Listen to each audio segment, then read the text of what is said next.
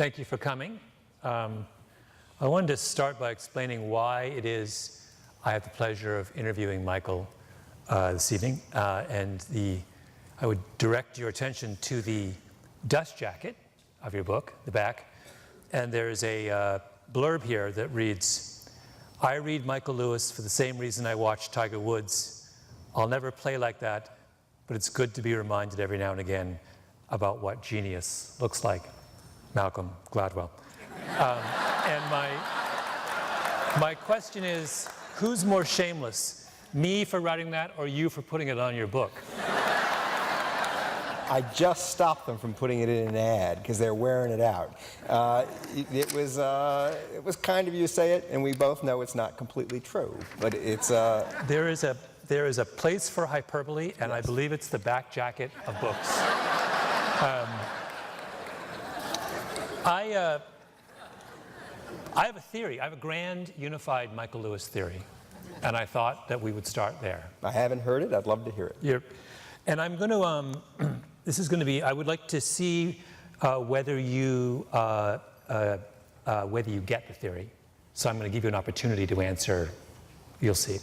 The theory, the preamble for the theory is that you are principally a moralist. In fact, I believe you are America's leading nonfiction moralist. What do you mean by that? Well, you are someone who explores deeply moral themes.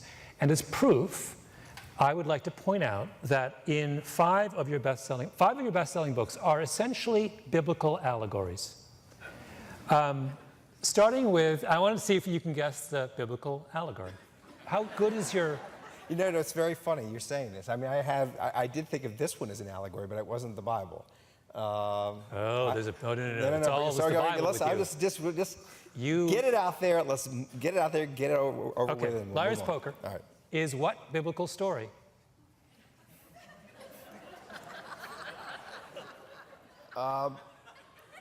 It's Daniel in the lion's den.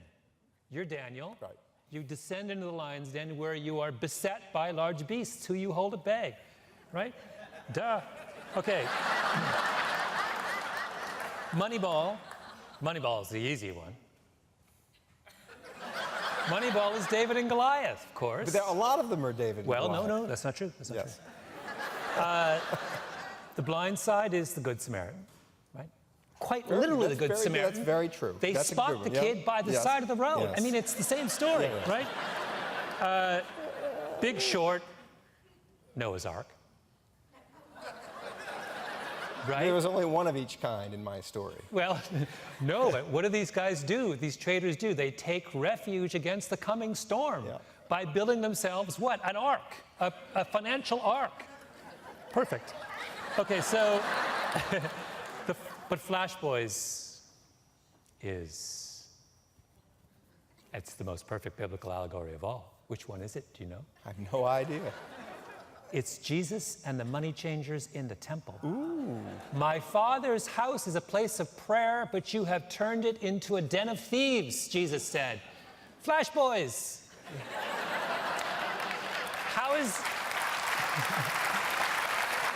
I was looking, I got the book and I was like, where is the biblical epigraph from Matthew? Like for Matthew 1, whatever it is, 24. Couldn't find it. It's like, you know, what I want to know is why I don't feel better understood than I felt 2 minutes ago.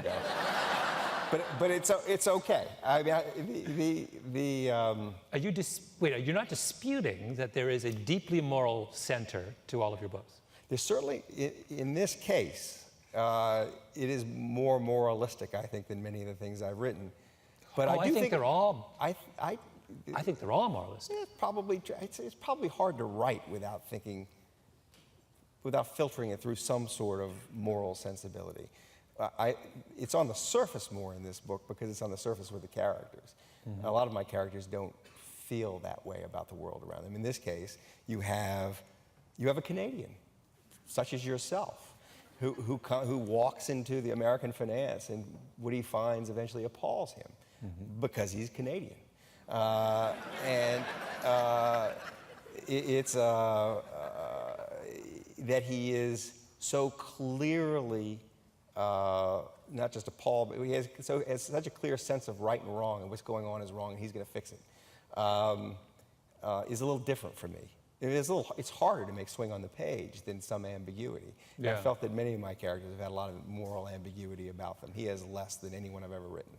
I'll grant that. But you surely aren't saying. I mean, I find that same, as I just explained, I find that same moral centeredness in. Think of the characters in those 5 books. Well, they're all in some way in opposition to the world around them. Yes. It's absolutely true. And they all have a moral position on the world around them. What is Billy Bean's moral position? We're going to get to that in a moment, but he has a moral position, and that is that Moneyball is an argument about privilege, right? On one level. It's a book, to me, it was a book about privilege. I think of it as a book about value, and about how I think about it is a book about how much difficulty markets have placing value on human beings. But Billy Bean didn't think of it that way. Billy Bean could have given a rat's ass about things like that. I mean, he thought of it as a book about war, his war against the world around him. But he wasn't thinking really right and wrong in a moral way. He was thinking right and wrong like my math is better than your math. I know, but you don't think there's a moral dimension to someone who says we have fundamentally misunderstood people's true value in the world? I say that. Yes. Yeah, he doesn't. Oh yeah, but he didn't write the book. Yeah, that's true. So no, I think it is true that, but I don't think this makes me unusual as a writer. No. It is true that what causes you to pick up to sit at your machine and type words out in the first place? It's some sense of like something's wrong or the world misperceives something. Yeah. You have a sense of a view of events that feels, at least to you, perhaps erroneously fresh, different, and often that view is driven by some moral concern. I think that's fair. I'm not sure I'm more this way than other people. Do you think I am? Oh, I mean, it's interesting. Heavily. Really? But before I want to point out, to go back to your characters again. I think that if you list them, Leanne Toohey, Steve Eisenman, and Michael Burry, and in Big Short, Billy Bean, Brad, whatever his last name. How do you pronounce his last name? Katsuyama in this book. Even Maury Taylor. They all have. There's a common thread that runs through them, don't you think? What I said before is true. They're all in opposition to the world around them. Every one of those people. But they aren't. I mean, look, everybody's got a moral position, even by default. But I mean, let's take a character like Michael Burry in The Big Short. He's someone who goes into finance after he abandons medicine because he realizes, as he said, I care about people, but not really.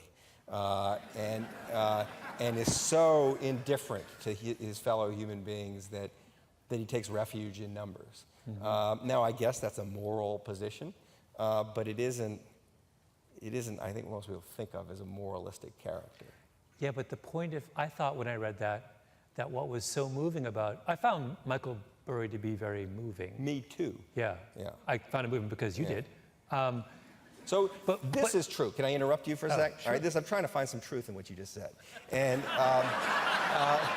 I'm doing my best here. My wheels are spinning. I mean, there is some truth. It's true that I have no interest in writing a book unless I feel something. At the bottom of all of them is emotion.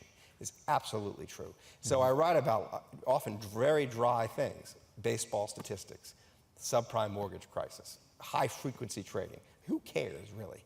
I mean, if you had told me, if all I knew was that the stock market was rigged, and here's how it's rigged, and Michael, you can go explain to the world how it's rigged, and no one else knows, I'm not even sure I would have had interest. I don't care that much that the stock market's rigged. I mean, I care a little bit, but I don't care enough to sit down and write about it.